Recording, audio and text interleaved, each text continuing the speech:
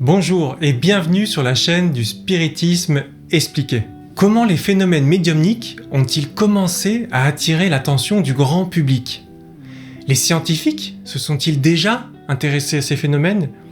Et est-ce que la médiumnité est similaire au somnambulisme? Voici les questions auxquelles nous allons tenter d'apporter un éclairage aujourd'hui.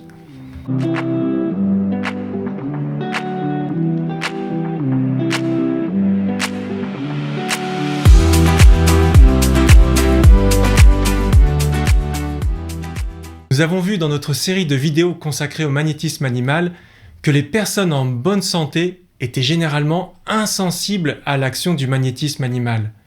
Une fois malades, elles pouvaient en ressentir les effets et même entrer en somnambulisme. Puis, en retrouvant la santé, cette faculté disparaissait à nouveau. Pourtant, dès l'époque de Puységur, celui-ci avait entendu parler de somnambules magnétiques qui avaient conservé leur faculté une fois leur santé rétablie. Certains arrivent même à se placer en somnambulisme seuls, sans l'aide de magnétiseurs.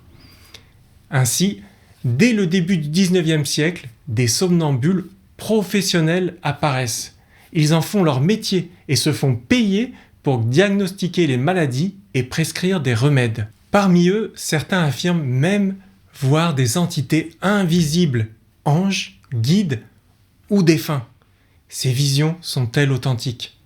Les processus de suggestion mentale que nous avons vus dans la vidéo précédente sont encore souvent incompris et les magnétiseurs ignorent qu'ils influencent inconsciemment les sujets, ou bien que ceux-ci s'auto-suggestionnent. Le spirit Gabriel Dolan nous met en garde au sujet des visions des somnambules. Les sujets voient-ils toujours des personnages réels? Nous ne le croyons pas. Ils sont fort souvent suggestionnés par l'expérimentateur et aussi par leur imagination. Il faut donc soigneusement se garder d'accorder une créance quelconque à leurs affirmations, tant qu'elles ne sont pas appuyées par des preuves absolues. La vision d'un esprit n'a de valeur positive qu'autant qu'il est tout à fait certain que ce n'est pas une autosuggestion du somnambule ou une transmission de pensée de la part de l'opérateur. Certains cas semblent pourtant clairement authentiques. C'est le cas de Frédéric Haufe, plus connue sous le nom de voyante de Prévorst. Née en 1801 en Allemagne, cette femme a la santé fragile et seul le magnétisme parvient à soulager ses crises et ses fièvres. Alitée en permanence, à partir de 1822, elle passe sa vie dans un état de somnambulisme quasi continu. Des personnalités de toute l'Allemagne viennent assister aux phénomènes étranges qui se produisent autour d'elle, comme des coups mystérieux, des objets bougeant tout seuls, et surtout l'apparente faculté de la voyante de voir et de discuter avec les défunts. Voici un exemple. À son arrivée dans la ville allemande de Weinsberg, sans connaître personne, elle vit l'esprit d'un comptable rongé par le remords. Il lui révéla l'emplacement de registres falsifiés.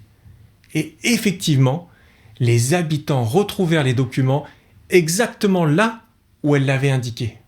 Mais c'est un autre événement, en Amérique du Nord cette fois-ci, qui va attirer l'attention sur ces phénomènes. Tout commence dans une maison dans le village de Hydesville, où des bruits inexplicables résonnent la nuit, juste après qu'une nouvelle famille, les Fox, est emménagée. Le 31 mars 1848, les deux jeunes filles Fox tentent de communiquer avec cette présence, qui leur répond par des coups frappés. Alertés, les voisins accourent et un dialogue s'installe. Les participants épellent l'alphabet à haute voix, et à chaque coup frappé, on note la lettre. L'intelligence en question s'autoproclame elle-même comme étant un esprit. Quelle est la différence entre un somnambule et un médium? Contrairement au somnambule, le médium agit sans magnétiseur. Il garde généralement conscience de ses actes, sauf dans certains cas plus exceptionnels où il peut tomber dans des états de transe profonde. Le somnambule, lui, oublie tout à son réveil, mais il retrouve la mémoire des séances lorsqu'il retombe de nouveau en somnambulisme. Revenons aux sœurs Fox. Plusieurs commissions d'enquête viendront investiguer ces phénomènes sans pouvoir détecter la moindre fraude. Et les sœurs Fox continueront leurs démonstrations pendant une quarantaine d'années. Ici, il est important de mentionner qu'il est fréquemment affirmé que Margaret Fox aurait reconnu que tout n'était que supercherie en 1888. Pourtant, Arthur Conan Doyle, le célèbre créateur de Sherlock Holmes, a examiné cette affaire en détail dans son livre The History of Spiritualism, expliquant le contexte de cette confession. Margaret et Kate Fox avaient une sœur aînée, Lee, avec laquelle les relations étaient tendues. Lee, plus fervente que ses sœurs, attachait une importance réellement religieuse aux phénomènes médiumniques, et elle se faisait un devoir de les promouvoir et de les défendre. Les deux cadettes, elles, la percevaient comme une figure autoritaire, envieuse de leurs dons. Lorsque Lee tenta de récupérer la garde des enfants de Kate, qu'elle jugeait inapte à cause de son alcoolisme, une violente dispute éclata. Sous le coup de pression financière et psychologique, et surtout dans le désir de blesser Lee, Margaret affirma que tous les phénomènes médiumniques n'étaient qu'imposture. Elle se rétracta ensuite. Mais la polémique était déjà lancée. Bien qu'elle n'ait jamais pu expliquer comment les phénomènes avaient été simulés, les médias continuent aujourd'hui à qualifier l'affaire de fraude. Cet exemple illustre parfaitement comment des événements peuvent être déformés et présentés comme une tromperie sans aucune preuve tangible. Ces phénomènes, baptisés de spiritualisme moderne, se propagent dans toute l'Amérique et au-delà. En 1853, les tables tournantes deviennent une obsession en France. Un chroniqueur de l'époque raconte. Pendant près d'une année, Paris et la France furent occupés à faire tourner et frapper les tables. Ce fut une monomanie universelle. Les librairies furent inondées de publications sur la matière. Bref, la table tournante fut l'événement caractéristique du milieu de l'année 1853, le point de mire de tous les esprits. En 1869, face à la multiplication des témoignages sur les phénomènes médiumniques, la jeune Société dialectique de Londres, regroupant des savants de toutes disciplines, décide de former un comité d'études. 33 membres vont enquêter pendant 18 mois d'enquête et émettre un rapport qui fera sensation. La grande majorité de ces chercheurs, pourtant sceptiques au départ, affirment avoir été témoins de phénomènes inexplicables. Des coups frappés répondant aux questions. Des objets lourds se déplaçant sans contact humain. Des mains apparaissant soudainement. Des instruments de musique jouant seuls. Ils recevront également des informations transmises par écriture médiumnique et dont la véracité sera confirmée après coup. Cette affaire attire l'attention d'un homme qui va marquer l'histoire, William Crookes. Chimiste et physicien de renom, découvreur du thallium, Crookes se lance entre 1870 et 1875 dans l'étude de médiums comme Daniel Douglas Home ou Florence Cook.